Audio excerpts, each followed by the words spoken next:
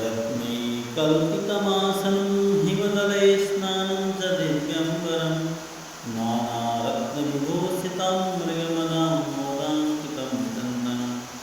जाति चम्पकबिल्वपत्ररचितं पुष्पं च धूपं तथा दीपं देवदयानिधे पशुपते हृत्कल्पितं गृह्यताम् सुवर्णेन रत्नखण्डरचिते पात्रे कृतं पायसं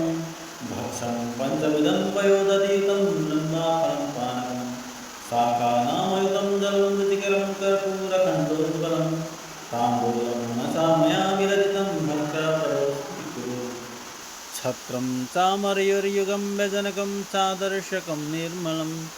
वीणाभेरिमृदङ्गकाहलकलाद्वीतं च नित्यं तथा साष्टाङ्गप्रणतिस्तुतिर्बहुविधो ये तत्समस्तं मया सङ्कल्पेन समर्पितं तव विभो पूजागृहाण प्रभो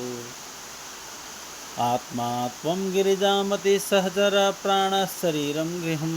पूजा ते विषयोपभोगरचना निद्रा समाधिस्थितिः संसारः प्रदयो प्रदक्षिणविधि स्तोत्राणि सर्वा गिरो